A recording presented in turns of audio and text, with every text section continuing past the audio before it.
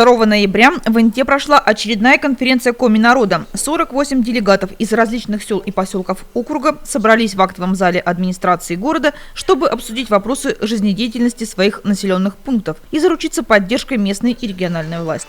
Первой перед собравшимися выступила мэр Приполярья. Глава округа, руководитель администрации Лариса Титовец в своем докладе рассказала о том, какие действия проводит муниципальная власть, чтобы жизнь на селе была комфортной. Член исполкома МОД Коми-Войтер Галина Терентьева в своем выступлении сделала акценты на основных направлениях работы общественного движения. Этой осенью по всей республике идут отчетно-выборные конференции Коми-народа, активно участвующего в деятельности межрегионального общественного движения Коми-Войтер. И замечательно, что благодаря инициативе Коми-Войтер уже 22 года проходят такие конференции по всем муниципалитетам нашей республики. И я повторюсь, неоднократно на конференции говорила, что выстроена очень четкая система взаимодействия народа и власти через наши сходы, через конференции и с выходом на съезд Коми-народа, который проходит один раз в 4 года. Самыми острыми и обсуждаемыми темами за отчетный период стали ситуация, связанная с принятием федерального закона об изучении родных языков в образовательных учреждениях. Помните, что мы широко обсуждали эту тему, и президиумом и руководством движения велась активная переписка с правительством Российской Федерации, Министерством образования, Госдумой и Советом Федерации России по этому обсуждаемому вопросу в национальных регионах России и острым для всего комиязычного населения нашей республики. И достояние нашей республики, признанное во всей многонациональной России, это два равных государственных языка. Исполнительный комитет твердо встал на позиции защиты прав коренного народа. Вследствие при Министерстве культуры, Министерстве образования и Министерстве национальной политики, а также в Госсовете региона созданы рабочие группы для разработки стратегии сохранения и развития коми-языка. Второй острый вопрос, обсуждаемым в исполкоме, стала экологическая ситуация в регионе и близлежащей местности. Рабочей группой исполкома ведется мониторинг экологического состояния территории, где проводится работа по добыче подземных и надземных ископаемых, рубки леса, использование водных ресурсов. Все эти вопросы, конечно же, найдут обсуждение на предстоящем съезде Коми-народа. Сейчас идет подготовка к съезду. 12-й съезд Коми-народа состоится 14-15 февраля 2020 года. И в рамках съезда запланировано в проекте 3 секции: экономика, демография, экология, коми-язык в современных условиях и культура, межнациональное согласие в республике Коми. Очень много внимания исполком МОД Коми-Войтер уделяет сохранению культурных традиций и исконных видов спорта. Практически в каждом районе проводятся этномероприятия, за основу которых берутся коми-легенды. Конкурс красоты среди коми-девушек, набирает популярность олимпиада, соревнования на коротких лыжах лямпах. В Инте тоже есть свой яркий колоритный праздник, о котором муниципалитет заявляет на самых различных уровнях – Терепкер. Более 20 лет в Приполярье прославляется труд коренных жителей республики – оленеводов. С 2019 года это мероприятие стало ежегодным. Как положительную практику Инты Галина Терентьева назвала регулярное общение градоначальника с представителями сел округа, так называемый «час села». Для звонков жителей отдаленных населенных пунктов выделено время. Сельчане знают, что они могут лично пообщаться с Ларисой Титовец и получить ответы на свои вопросы. Галина Терентьева отметила, все решения конференции на местах рассматриваются очень подробно на региональном уровне и поддержала идею оставить все невыполненные пункты конференции прошлых лет в резолюции этого года. Продолжила отчет о деятельности МОД Коми-Войтер в Инте Ольга Круть. Она раскрыла основные направления деятельности местного представительства движения. В рядах представительства 24 члена, избранных на отчетно-выборной конференции в 2015 году, в том числе 7 представителей в селах нашего муниципального округа. Проведя анализ решений конференции Коми-народа за 4 года, можно отметить, что многие вопросы решились положительно. Их озвучила в своем выступлении Лариса Владимировна, я не буду повторяться. Ежегодно представительство проводило собрания и сходы в сельских населенных пунктах и в городе по подготовке конференций. После каждой ежегодной конференции до конца декабря был проведен анализ и обобщены проблемные вопросы, критические замечания и предложения, высказанные делегатами. Также были разработаны планы мероприятий по их решению. Одним из пунктов поручений конференции представительству в течение отчетного периода было оказание помощи инициативным сельчанам по оформлению конкурсных документов на получение грантов. Об этом сегодня много уже говорим, но это вопрос главный. Мы открыты для инициатив сельчан, многое удалось сделать. Хочу призвать вас, уважаемые делегаты, еще больше пользоваться таким инструментом получения денежных средств. По городу и в селах много примеров. Давайте и мы дальше будем выходить с предложениями, участвовать в республиканских конкурсах, грантах, а также продолжим еще активнее входить в программу «Народный бюджет». В 2016 году была создана страница ВКонтакте. Она активно наполняется. Здесь размещаются коми-сказки и мультфильмы. Ольга Круть предложила сельчанам вступить в данную группу и давать свои предложения по улучшению и заполнению страницы. Группа ВКонтакте – один из инструментов популяризации коми-языка. В Инте во всех учреждениях идут мероприятия по пропаганде коми-языка и литературы. Представители интинского отделения коми-войтер участвуют в школьных мероприятиях. Ежегодно пишут диктант на знание коми-языка. Каждый месяц в Инте с участием коми-общества проходит минимум 2 мероприятия. Члены представительства коми-войтер активно принимают участие в благоустройстве округа, выходят на субботники, ухаживают за мемориалами в память о жертвах Великой Отечественной войны. Так, Павла Ивановна Клишевич, почетный гражданин Инты, член интинского отделения движения, инициировала в деревне Дресвянка установку нового обелиска. Когда началась война, в этой деревне было всего 8 домов. На фронт ушли 15 человек. Многим не было и 18 лет. А летом этого года, опять же, общими силами односельчан с Дресвянки поменяли памятник на мемориальный комплекс. На слайде второй обелиск. На обелиске высечены имена 15 павших воинов Великой Отечественной войны. Это братья Филиппов из 4 семей и жители Дресвянки Филиппов Егор Петрович и Катанзейский Иван Евсеевич. Это место в деревне святое. Здесь дается дань памяти и уважения погибшим односельчанам. Теперь жители Дресвянки, которые приезжают в деревню летом со своими детьми и внуками, бережно ухаживают за памятным для них местом. Возле мемориальной доски все лето свежие букеты полевых цветов. Из поколения в поколение будет передаваться чувство признательности к защитникам Родины и гордости за наш народ и страну. А значит, и дальше будет жить маленькая деревушка Дресвянка. Ольга Круть поддержала актуальные задачи, поставленные градоначальником. В юбилейный год Победы в Великой Отечественной войне необходимо провести ремонтные работы всех сельских мемориальных композиций. Также руководитель интинского отделения выдвинула следующее предложение. Совет коми-войтер должен иметь списки жителей сел, сколько детей, сколько семей, какие из них подпадают под статус неблагополучные, и активно участвовать в жизни сел, в том числе оказывать помощь семьям с воспитанием, общаться с пьющими родителями, заниматься благоустройством, организовывать чаепитие и другие тематические мероприятия с привлечением жителей. От сел на конференции выступило 5 делегатов. Каждый рассказывал о том, какие работы были проведены за этот год и на чем еще следует заострить внимание. Жители ПСТ Абись, деревни Ярпьяки, деревни Абись стараются жить достойно. Как в любой сельской местности, люди живут своим хозяйством. В теплицах выращивают огурцы, помидоры, на огородах картофель, морковку, лук, зелень. Занимаются охотой, рыбалкой, летом собирают дары леса. Большинство населения работает на железной дороге. В поселке имеется 4 магазина частных предпринимателей. Это они доставляют на перекладных продукты питания и товары первой необходимости. В поселке Абись имеется церковь Ильи Пророка.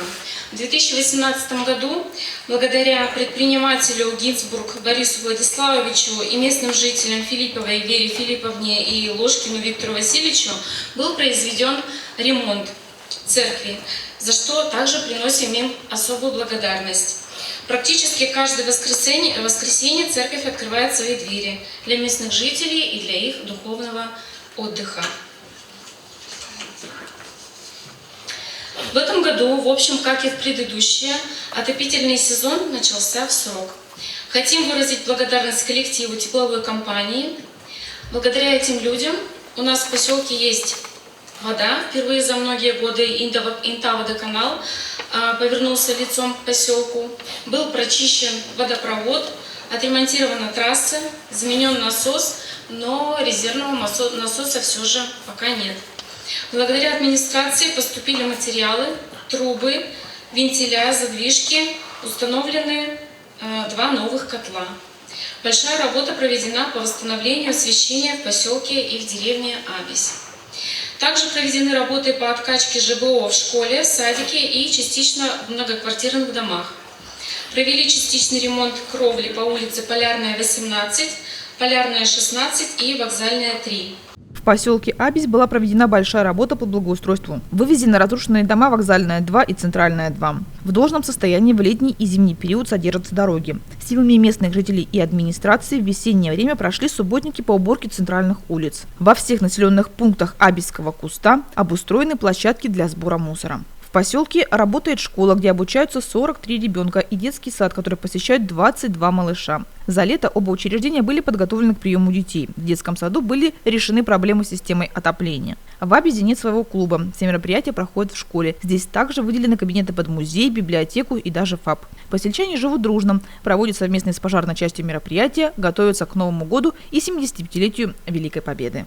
Свое выступление хотим начать с поздравления всех присутствующих на конференции Комивойтер, всех жителей и гостей города с 65-летием Инты. Нелегкие времена переживает Инта. Мы с огромной надеждой ждем принятия взвешенной, продуманной программы развития Инты. Верим, что программа станет началом развития и процветания нашего северного города. Ровно год назад в Республике Коми стартовала реформа обращения с твердыми коммунальными отходами. Реформа, которая явилась болевой точкой для жителей села Адьвавом. Исторически сложилось на селе так, что мусор сельчане утилизируют сами. И практически в этой услуге сбора и вывоза мусора село не нуждается. Да и производят его не столь много. Мы считаем, что в сельской местности достаточно наладить систему сбора и вывоза для утилизации или переработки люминесцентных ламп, батареек, элементов питания, стеклотары, бытовой техники, например, телевизоры, стиральные машины, холодильники и габаритной мебели. Или оборудовать в каждом труднодоступном селе мобильную установку для утилизации мусора. Делегат от села Адьвавом объяснила, чем сельчан не устраивает работа регионального оператора. Слишком завышенные тарифы, непроверенные списки, приход квитанций на умерших, да и выставляемые объемы слишком велики для села. Делегаты остальных сел также озвучивали данную претензию к региональному оператору. Как пояснил собравшимся Василий Смалий, практически во всех селах республики, где сегодня проходят конференции, жители высказывают нарекания в адрес Уктажилфонда и предлагают свои варианты решения ситуации. Все они будут систематизированы, вопрос решат, тем более, что он находится на контроле главы региона. В своем докладе делегат Адьвавома рассказала о разных сферах жизни села. Затронула как нужды, так и выразила благодарность. Несмотря на то, что сельчане активно пользуются стационарными телефонами, несколько лет назад здесь была проведена мобильная связь. Правда, полностью село она не покрывает. Жители мечтают о расширении зоны покрытия. Хотелось бы адьвавомцам, чтобы зимняя дорога до села функционировала дольше. Но здесь все зависит от капризов природы. В последние годы из-за мягкого начала зимы реки промерзали очень долго. От всех жителей Адьвавома Анастасия Кожевина выразила благодарность бригаде врачей, которые ежегодно посещают села, специалистам Коми-авиатранса за чуткое отношение к людям, Коми-коммунальным технологиям за круглосуточную подачу электроэнергии в дома с сентября текущего года. Делегат села Костювом начала доклад с того, что было сделано за год, и сразу перешла к потребностям.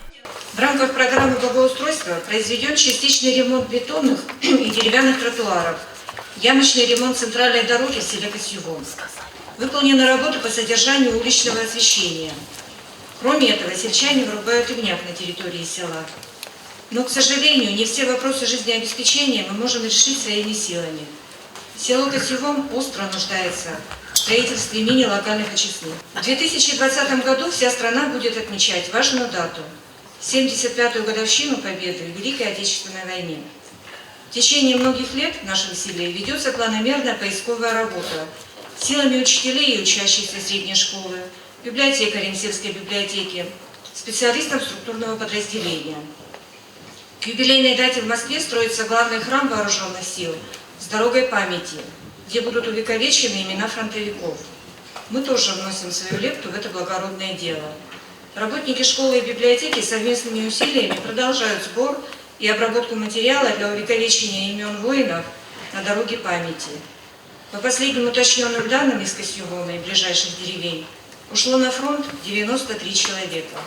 Памятник коленопреклоненный воин в деревне Костевом был установлен почти 40 лет назад. Его нужно не только реставрировать, но и добавить плиту с фамилиями еще 4 участников войны, личности которых были установлены в результате поисково-исследовательской деятельности. Нуждается в ремонте и памятный обелиск деревни Ягьёль. Выступая, Ольга Мельник уточнила, несмотря на трудности, село живет своей жизнью. Учреждения работают, школьники учатся и участвуют в олимпиадах, занимая призовые места. Особое внимание уделяется работе с ветеранами. В завершении доклада представитель Костевого поблагодарила администрацию Инты и тепловую компанию за своевременный завоз угля, мобильную бригаду врачей и работников аэропорта за чуткое отношение к сельчанам, ООО «Петрунская» за обеспечение сельчан хлебом в период осенне-весенней распутицы. Делегат поселка Истудор прежде всего выразила надежду на дальнейшую стабильную работу агрокомплекса «Инта Приполярная», потому что это значит, что в уютном и красивом поселке не угаснет жизнь. Наш поселок, как и все населенные пункты, имеет свое лицо, свою историю. Он очень компактный и уютный. Для комфортного проживания в нем есть все составляющие. Благоустроенные дома, социальные учреждения, такие как медпункт, детсад, магазин, дом культуры, библиотека.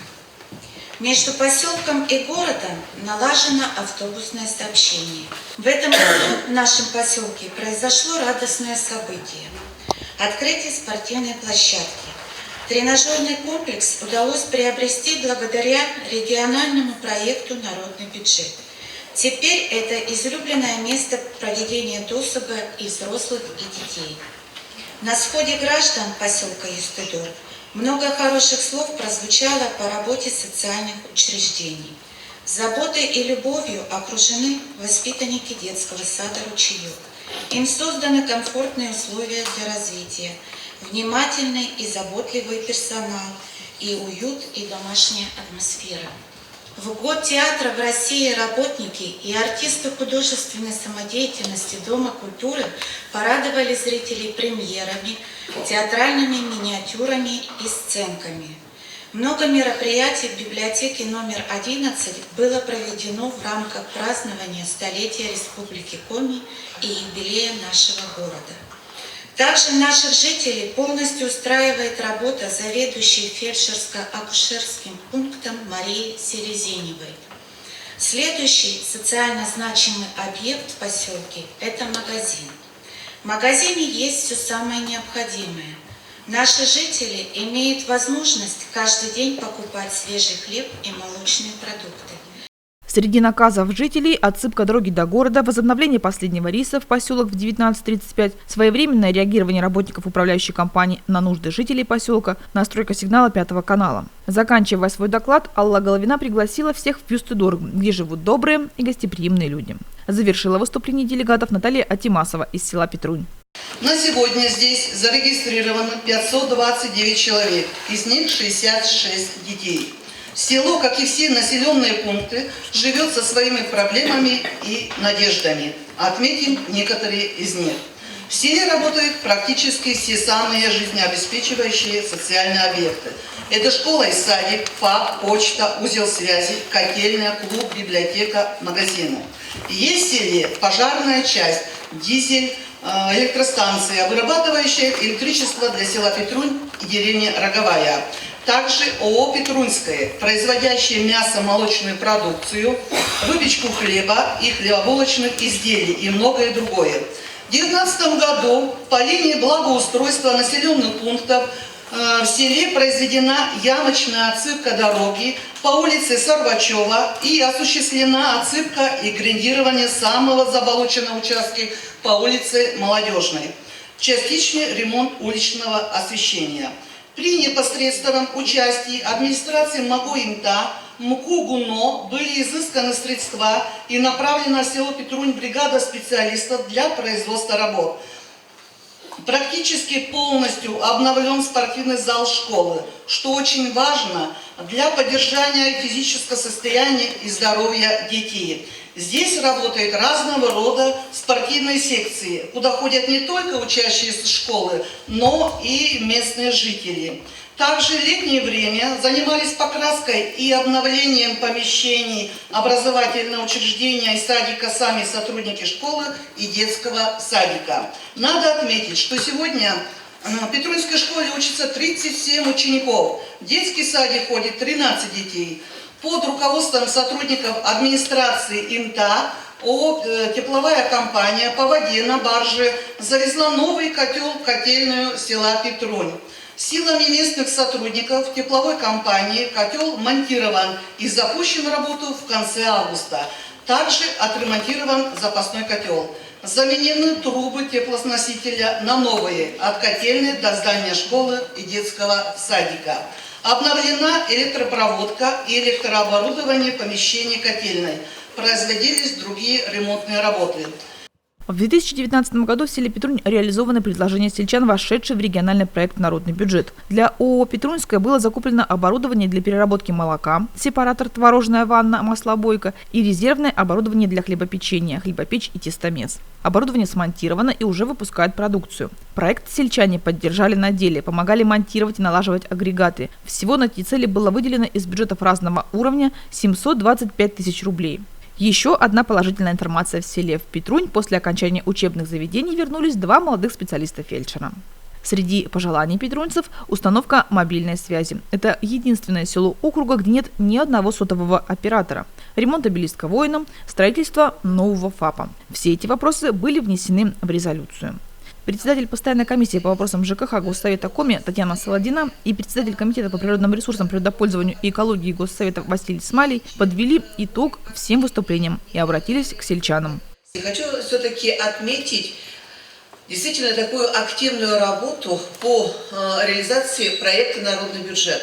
Потому что считаю, и вы, наверное, со мной согласитесь, только от нас будет зависеть то благосостояние, та работа, которую мы организуем на местах. И чем будем активнее реализовывать свои планы совместными усилиями и участием в данных проектах, мы можем действительно многие вопросы у нас на селе решить. И это действительно та инициатива Сергея Анатольевича Капликова, которая у нас реализуется на территории Республики Коми уже 3 года. Надо сказать, действительно положительный очень отзыв получила со стороны населения.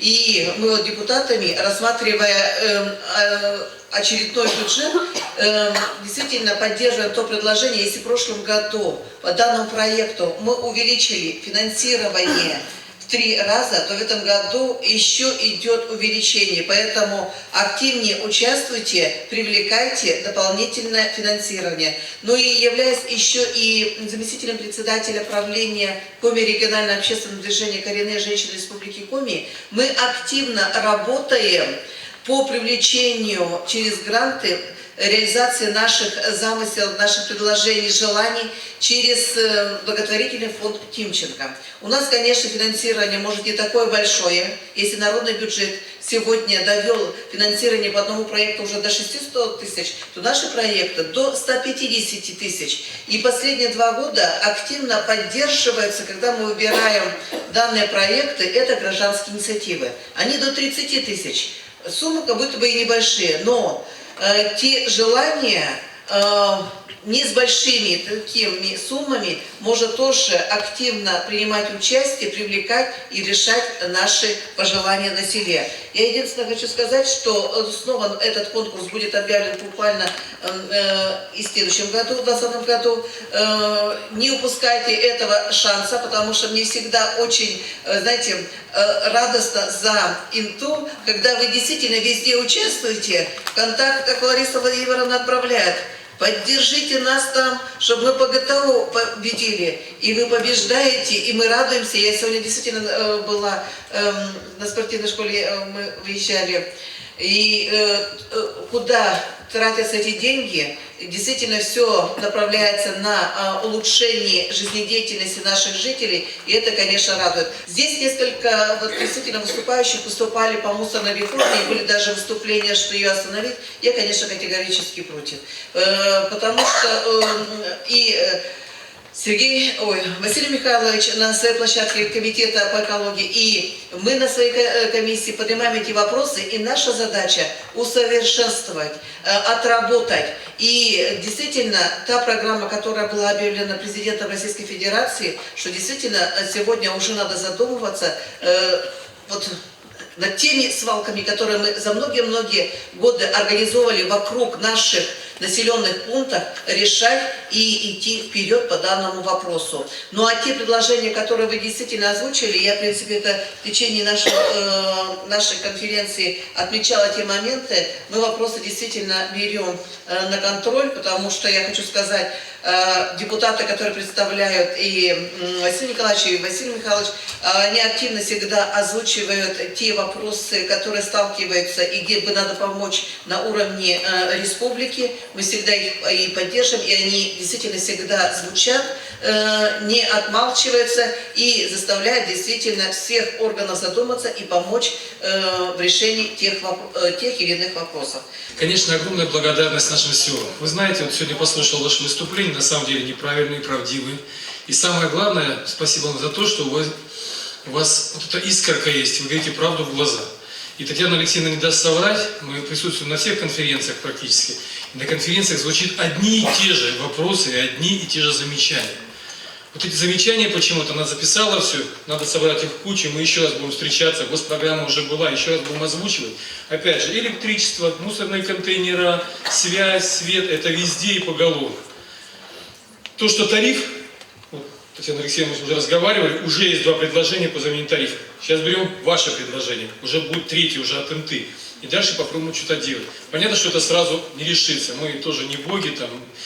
Ну, будем делать все возможное. Вам огромное спасибо за вашу неспокойность.